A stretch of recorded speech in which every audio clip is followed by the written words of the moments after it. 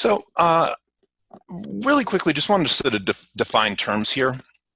When we talk about blended learning, it can also be referred to as hybrid learning, or on sort of a subset of hybrid or blended learning called the flipped classroom. And I think that's what we're talking about here. So I want to just sort of quickly define those terms, but I can't promise that I won't use some of these terms, especially blended learning and the flipped classroom, somewhat interchangeably. But we're talking about the same thing, which is a combination of online and in-person instruction. And the idea behind the flipped classroom, broadly defined, the reason that this term came up, the flipped classroom, is the basic idea is we are taking the traditional model would be concepts are introduced in class, in a lecture style class, and then after the class, students go home with homework and they sort of build upon what they've learned in class, and it's a chance for a little bit more of applied learning. But in the flipped classroom, you sort of invert that structure so that online pre-work leads to the classroom interaction. So you get the foundational knowledge outside of class.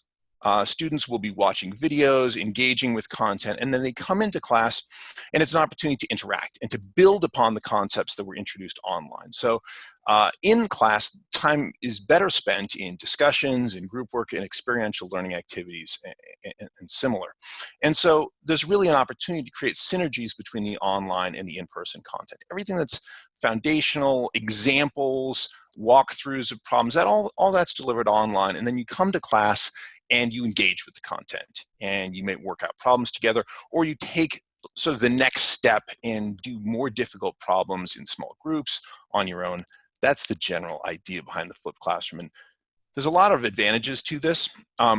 There's been some major meta-analyses that show similar or positive outcomes compared to residential or online instruction. It is often referred to as kind of the best of both worlds because you tend to see really good results in terms of student learning, and at the same time, they're not as disengaged as you might find in an online environment. And yet it offers a lot of the same benefits in terms of flexibility and different scheduling options that online, as well as reach, that online education can also provide. Maybe not to the same extent, but has very few of the drawbacks. So there's a lot of advantages to taking this approach. Another one has to do with perception. And I think this has probably been exacerbated over the past few weeks. There's oftentimes a negative perception of online education, especially among students. And it's definitely mixed. Some people prefer it and seek out online instruction, but there is often a perception that it is somewhat less than. Whereas when it comes to a blended approach, if you're looking at the spectrum of sort of this is residential and this is online instruction, people will tend to think of blended instruction as somewhere over here, much closer to a traditional experience because you're regularly interacting in class. And I think that's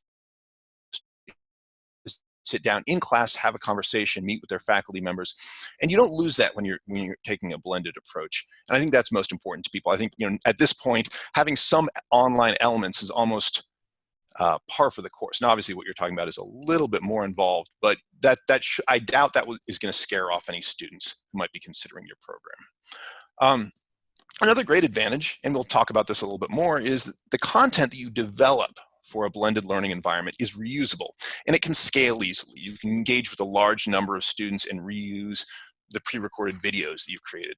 And sometimes you can find that this is the content you create is applicable in multiple contexts. It can be shared across faculty members. You might record a video for one of your courses and use it in another course. There's a lot of nice advantages by having this reusable content. In many cases, and certainly I've done this in my career, the content that faculty used, with their permission, can actually be used as sort of some of the best stuff can be put on the website and used almost as an enticement to enroll, showing what high quality instruction you're getting by taking part in this, which you can't really do with just putting a camera in the back of a classroom somewhere. So in terms of your individual course, if you are one of the faculty who will be teaching in this environment, the first thing I want to emphasize is that it's really not as difficult as you might think. Your course is, it really doesn't require a heavy lift to get started with a blended learning environment. Usually a simple approach is going to be best. So there might be a temptation to think about highly produced videos or interactive content developed with something, well, I guess Flash is out the window now, but some kind of interactive HTML games or anything like that. That generally, not to say that those are bad approaches, but you can get 99% of the benefit with just simple pre-recorded videos that introduce concepts students can circle back and watch again. Generally, you're getting a lot of benefit with a really simple, and actually, that can often be more clear to the student with just a very basic approach. You have the advantage that you'll be able to, as I mentioned previously, bank reusable content, so you get a good video down, and it feels really good. As someone who's taught in an environment like this, you say, I really nailed that one 15-minute segment introducing a concept. I know that I'm going to be able to use this again and again in my courses. Another great advantage is oftentimes you'll find as you're developing the content for your course that you're able to cover a lot of ground in these videos and in the online content that you develop, which really allows you more flexibility in terms of the use of your classroom time. Sometimes introducing concepts via video can be very efficient, and so in the time that you have in the classroom, you can spend more time talking about real-world scenarios, cases, and devote some of that time to group work. Also, by relying upon an online environment and using the tools of the online classroom, you can get a little bit more insight to students' progress. And this is something I'm going to touch about later, but I often like to couple some level of engaged activities along with taking a formative assessment, answering a question in a discussion forum, but I can just sort of see from a high-level view who's participating, who's getting it in a way that I might not be able to if I'm just kind of gazing out at a classroom. And then a last benefit is just it gets you some familiarity with new teaching tools and tools of instruction. At this point, online education, whether we all like it or not, is definitely here to stay. And so I don't look at it so much as a replacement for residential teaching with something pretty straightforward first, and then create some short videos, put them up in front of your in-person lectures, and proceed from there. You don't have to do a whole lot to really get started in a nice flipped classroom approach. What's much more important is that you invest, I'm skipping down to the bottom bullet here, you invest time in thinking about your course as it pertains to this this blended learning environment in terms of what content you want to introduce online and what's the content that's going to be better suited by an interactive environment in person. So oftentimes thinking about your course and the structure of the course and what's going to be presented online, what's going to be you want to engage with in person is the thing that takes the most time in launching your first blended learning course. Because it's really not a matter of saying, well, okay, half the time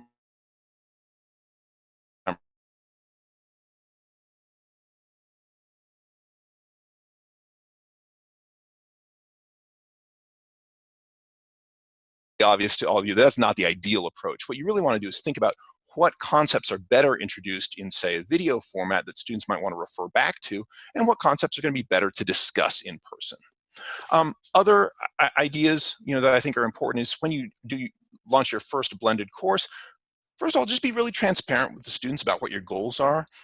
Students in an environment that is even partly online require a little bit more direction and clear communication. So right up front stating what you expect of them and how they should engage with the online content, and just being really transparent about the experience and what is expected of them. Just overdo that and you'll be in good shape.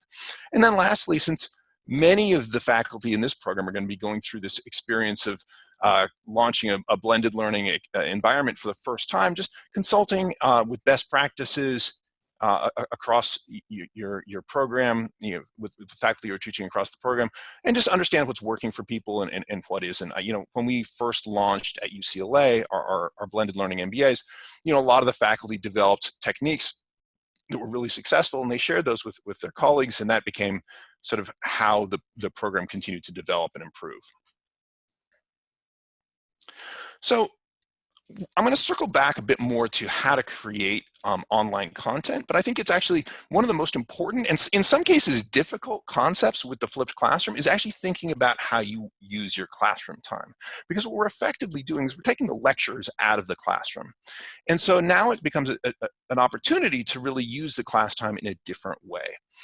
So first and foremost, you don't want to repeat concepts from the videos. I think there's often a tendency with faculty teaching in this environment for the first time to sort of not trust the students to have watched and understood the videos, or maybe they're expecting them all to have a TV on in the background. And we'll talk about how to mitigate some of those risks. But one of the ways you can just right up front mitigate the risk of students not watching the videos and not paying attention when they're watching them is to hold them accountable for the content. Don't repeat the content. Don't throw them out lifeline. Sure, if they have a question based on one of the videos or some of the online content they might have read or seen when they come to class, that's great. But they shouldn't expect you to repeat the concepts. You want to be able to say that, you watch the videos, now let's discuss, let's build upon what you've seen. Sometimes this results in classroom. Some faculty may not really know what to do with themselves if they're not lecturing in class. And so, it's a chance to focus on application of the concept. Sometimes you might introduce some foundational material, and it's a chance to introduce maybe a more challenging problem or sort of an open-ended question to the class. Another thing that works really well is giving students a little bit more latitude in terms of them putting them in the role of the instructor. So if you're working on a case or a real-world example, let one of them get up and lead the discussion, and that can be really a valuable experience, for students in an advanced program like this. In terms of the online content itself, one of the most important elements to being successful with delivering this online content is the way you organize it. So, as I mentioned before, students in a blended learning environment, they need a little bit more structure and a little bit more managing of their expectations in terms of what they need to do in this environment. And so how you actually structure the content online can be really important. Oftentimes there's sort of fundamental questions about how to set it up. I believe you use Google Classrooms currently, or any content management system. You have some choices to make. And so you might say, okay, I'm going to organize everything by week or by every module. Say every time they come to class, we're going to have something that's clearly defined. This is all the things you need to do before you come to that class session. Or some people choose to structure their online classroom environment based on activities. So here are all the videos to watch. Here's all the discussion forums we're going to participate in. Here's all the quizzes you might take. Here's all the readings. I'll say up front, I have a strong preference for the latter format. That is structuring things by periods, say by module. Every time you come to class, here's what you're going to need to do. So here's your video, your reading, your discussion assignment. All of that in module 1. Module 2 has another video, has another discussion, has another reading, as opposed to the activity-based approach. I think that's a lot easier for students to follow, but the most important thing is that you are consistent and that your classes are consistent, that one class looks the same, relatively the same in terms of its structure to the next class. Because it can be very confusing if students come into one course, they see everything laid out by module, another course, everything's laid out by activity, they get a little bit lost navigating between them. So some level of coordination in terms of the look and feel of the course sites, I think is really important across faculty. Another technique, and I touched on this already, this is especially important in terms of ensuring accountability for the students, is to follow up your videos with some kind of opportunity for application. So videos are typically, I would say, 20 to 30 minutes is a pretty good length for a video. Just follow that video up with some question that you pose to the students. And it could be answered in a really short activity. It could be they have a one-sentence answer in a discussion forum. It could be a very short quiz. Oftentimes for very low stakes, it's just something to keep them doing something engaging, and also just hold them a little bit to account that they've viewed the material and are taking the next steps. This isn't so important for a group of medical students who are probably pretty self-directed, but I actually think it's a good thing just in terms of keeping them on pace, and especially when it comes to short formative assessments, letting them know sort of where they stand. Did you get the concept? Are you able to apply this? Again, consistency is super key, both within your course in terms of what's expected week after week of the students, but also across courses. One thing that I would maybe say isn't necessarily something you want to use right at the front, but has been really successful, I've seen with some of our programs as they've developed activities, unlock later activities. You could even create a course where it's sort of video one, you see that, and then you have a very short quiz following that video or set of videos, and that unlocks the next set of videos, and that unlocks the next quiz, which unlocks the next set of videos, just to kind of structure it and keep students on pace, and so that you can very easily see who might be falling behind or who might need help in a course. I've been mentioning video a lot, so let's dive into that, because I do think that pre-recorded video is, generally speaking, a solid backbone for most blended learning approaches. This is how you can deliver a lecture without actually having to be in class together.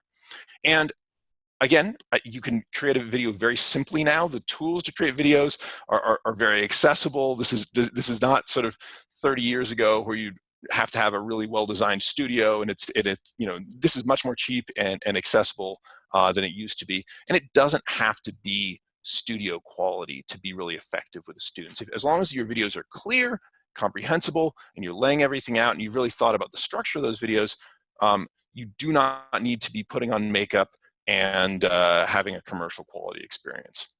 In terms of the videos, what you want to put in them, you want informational content. We touched on this already. Foundational concepts, examples, explanations, problem walkthroughs, those are all great in video. They're generally best in short topical segments. Generally, there's not really a minimum amount of time that I would like a minimum cutoff for most videos. I would say, generally you want them at least 5 minutes long, probably, so the students don't feel like they're just constantly clicking on new videos. But the most important part is that you're introducing just one topic at a time, partly because you'll see that students in a blended learning environment will often refer back to previous concepts. They might watch a video at, say, 1.5 speed, but they'll often go back and review certain videos. So having them easy to find and identify, and just having one topic per video can be really helpful. If you've got, say, like a difficult concept, you've presented a foundational video, instead of lumping all your examples into that same video, it's maybe say like break out example 1, example 2, just so they can always come back and review the thing they really need help with. Next bullet down, engaging with the digital content. I'm actually not modeling this very well right now, but one thing that has been shown to be successful for pre-recorded video to keep students engaged is actually, if you're just underlining, if you're highlighting, just doing something. The best case scenario is you're using sort of some kind of like whiteboard environment in a tablet, and you're actually drawing things out, kind of like a whiteboard in a class. But if you're using a PowerPoint, just circling the occasional word or underlining things helps keep the experience really engaging for the students. Like I said before, you don't need to be putting on makeup and having a script. In fact, I generally think that videos that are created with a script tend to come across as more wooden and are less engaging. So it's generally the kind to produce it. You don't need a whole lot of editing or a whole lot of B-roll to be successful. In fact, generally, I think the less of that, the better. But do show your face. There's been lots of studies that show that if the faculty member is appearing in the video, students are much more engaged. Even if there's just a little box off to the side, as long as they can see them every once in a while and they can go from slides or other kinds of content to that person's face, you tend to have a much better result.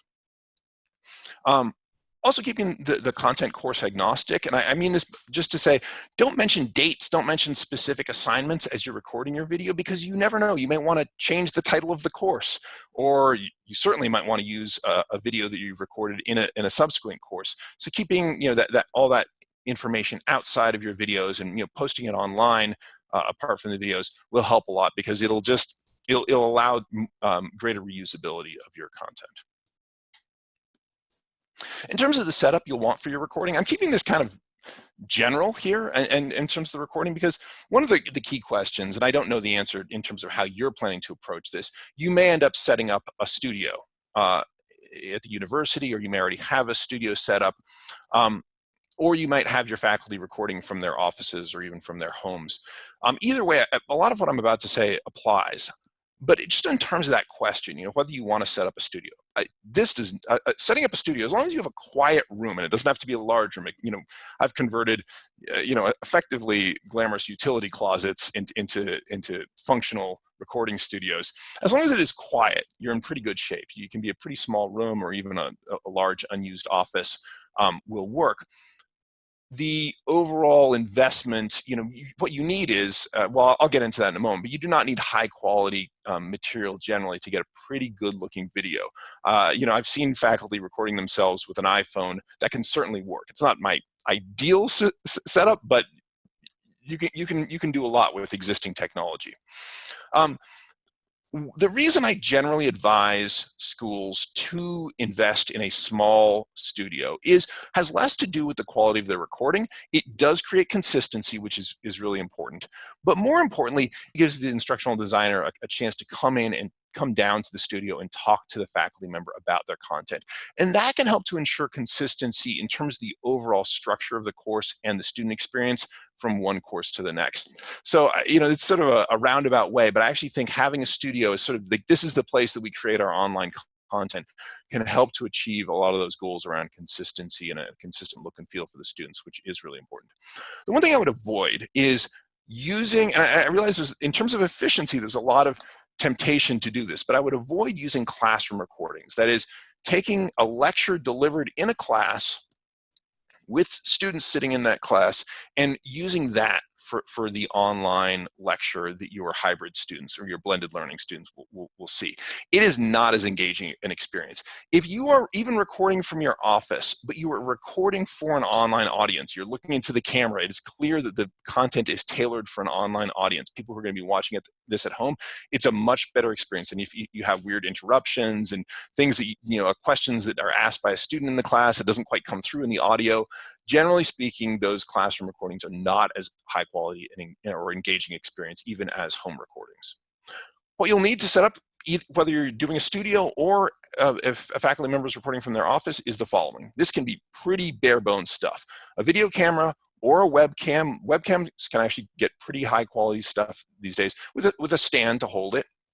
I say 3 lights, and these can be, if you're creating a studio, I invested in a few $100 lights. It does not have to be anything truly fancy, but it could also, if you're doing this from an office, it could just be 3 desk lamps. The key here is not so much the high quality lighting. The reason I say 3 is you want one that's lighting you and your face, and then 2 more that are eliminating the shadows behind you.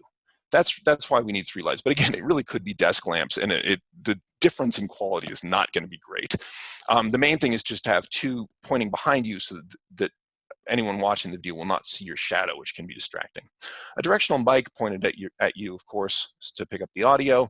A tablet with recording software, and I'll talk a little bit about recording software, but something like a Surface Pro, such that you can be presenting your PowerPoint, or you could just be drawing or writing out an equation on that, and it's going to be recording whatever you do. So it's a setup a little bit like this. It's going to record your screen, and it's going to record you, and then in the sort of, we'll call it post-production, but it can be pretty simple stuff. We will actually blend those 2 together. A quiet space, of course, is important, and I wrote down optionally a green screen. This can, when I say a green screen, this is not anything high tech, just a green felt blanket draped behind the instructor in a studio can be very effective. This will allow you to sort of superimpose an image of the faculty upon their content, which can look really nice and look really high quality, but without a huge amount of cost or effort. But probably you're only going to do that if you're actually recording in a studio.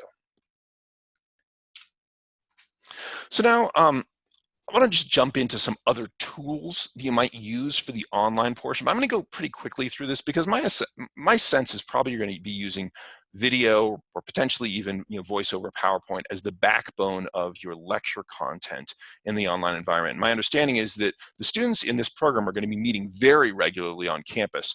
So having a bunch of other tools for engagement in the online environment may not be as important, but some things to consider.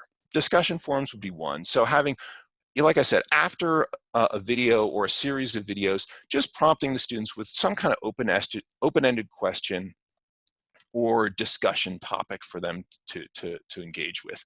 The advantages of using a discussion forum, not in place of class discussions, certainly, but in addition to class discussions, is there are a lot of people who will maybe not, a lot of students are shy to participate in class, as we all know, but who might not feel that same shyness when it comes to participating online. It's an opportunity to get 100% participation and solicit everyone's opinions. And if class time is limited, which it often is, this is a chance to get more people contributing to the discussion.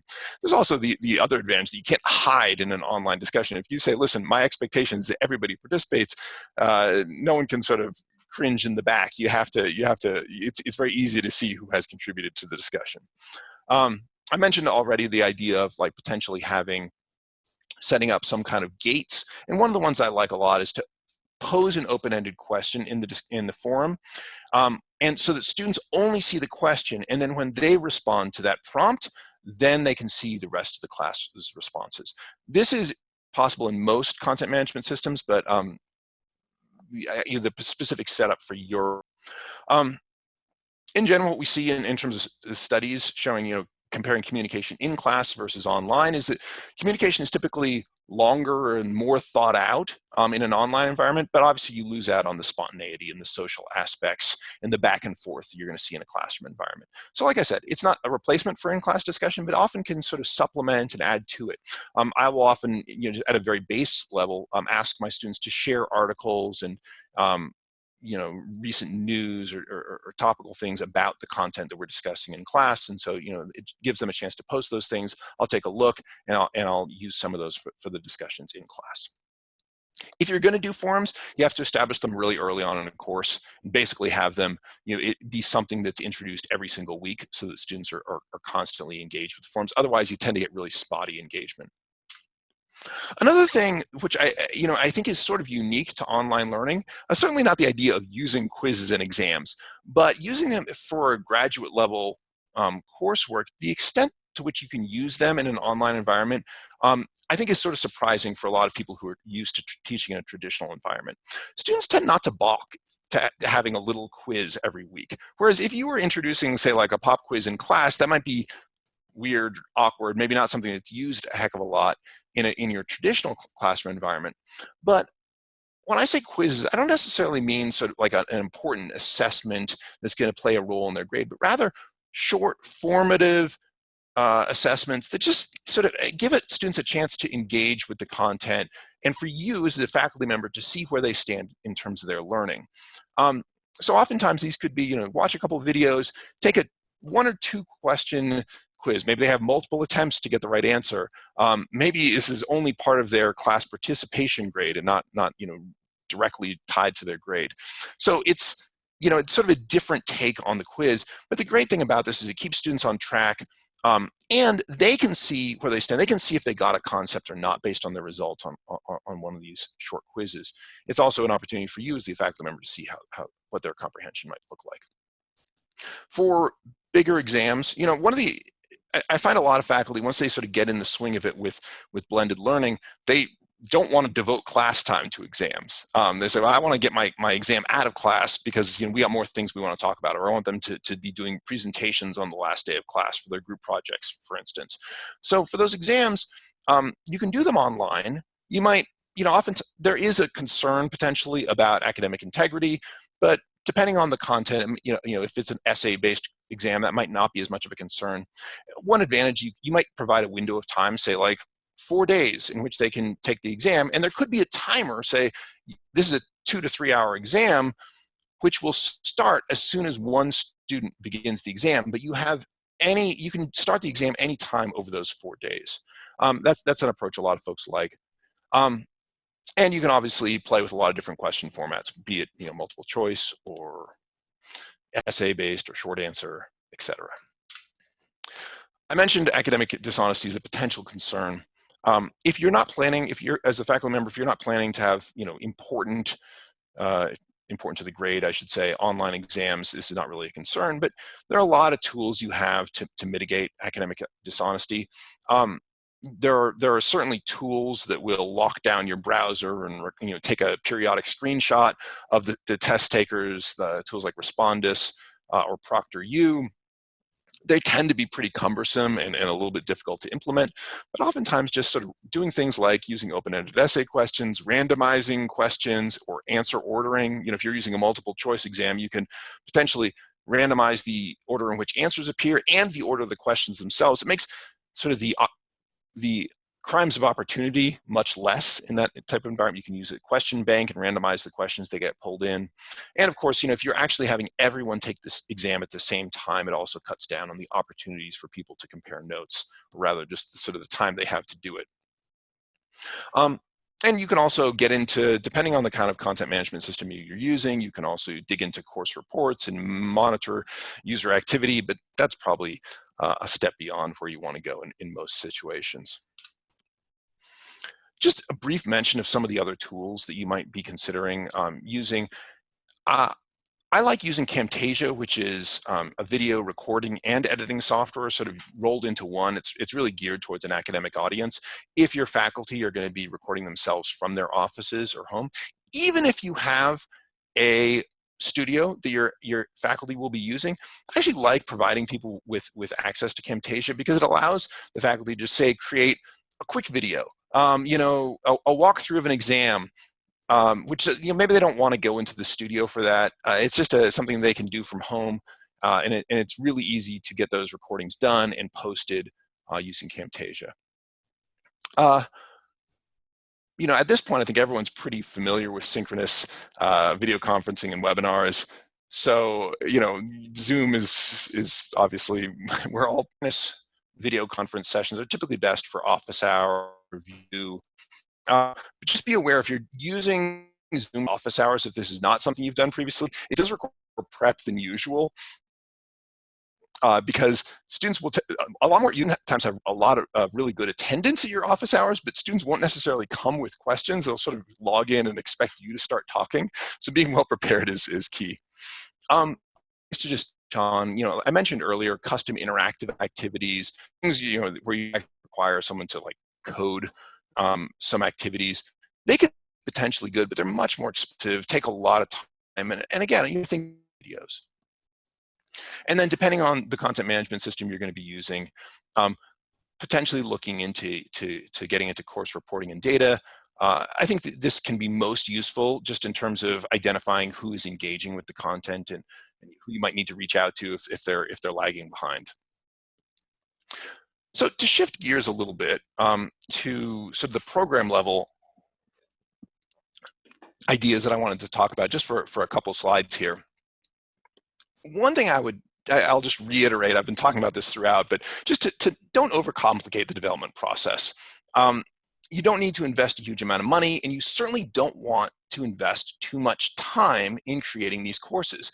You want to be able to, you don't want to spend 100 hours creating the online content for a course because then you'll never change it. It's much better to have easily understandable content that doesn't necessarily have to look and dazzle, so that you can be nimble and update that content as needs arise. And just also to get a good amount of it created. I think that's the most important thing. Students want to see the content.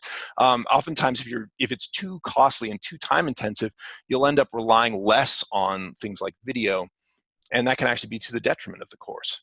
As I mentioned previously, it's really important to have a consistent structure across courses. So how the schedule works, what's expected of the students outside of class week to week. Trying to come up with as much consistency as possible is more important than the technology you use to support your online courses, whatever course management system or streaming service you use. Far less important than getting everyone on a similar schedule and a similar approach. Generally, I'd recommend using mostly asynchronous content for the outside of class portion. It's a lot easier to scale, manage, and deliver than Zoom sessions. One thing I always sort of think about doing, I've done multiple talks on flipped learning, on the flipped classroom and blended learning, and I've always thought about asking for, say like half an hour instead of an hour, and recording all of this in a pre-recorded video and saying, hey, watch this and come to the talk and we'll just discuss. But I've never actually had the courage to do it. But it would be sort of putting my money where my mouth is. Anyhow, that is the general idea here, is to have asynchronous content people engage with ahead of time. And then in most cases, you should be able to leverage your existing support resources. Creating a blended program doesn't necessarily require different activities other than the video that you're going to be producing. rather than a traditional program. You can generally leverage existing IT, admissions, registrar staff, bursar, advising. All that stuff is going to be pretty consistent across a blended versus a residential program. What you will need to get started, and I say this sort of, there's a lot of ways you can go about this, and it's particularly for the type of approach that you've been talking about here. You're not going to need much, but generally you're going to want some administrative lead. This could be someone who's, this could be the program director or some person who's willing to champion and interface with the faculty, the students, and the staff. Not all the time, but on important issues related to the strategy of the program. It's, pretty basic. Any program is going to need that, but certainly a blended learning approach where you're doing this for the first time, that person's going to need to maybe have a little bit of a heavier lift. Or this might be someone you bring in from the outside. You're also going to need a project manager, instructional designer, someone to work with the faculty on the day-to-day creation of their content and to help share lessons across the faculty. And again, to create that consistency in terms of what the students are going to see from course to course. And then you're going to want some media development capabilities. If you've got a studio space, great. If you are offering your faculty a chance to come in and use a studio, you're probably going to want to offer them editing services as well. And this doesn't need to be complicated editing, but just generally ensuring if they mess up on one slide, you can take that piece of the video out or just eliminate the occasional flubs or even just the pauses in between videos. Basic editing services, and then some kind of streaming server, though you can also use YouTube pretty effectively.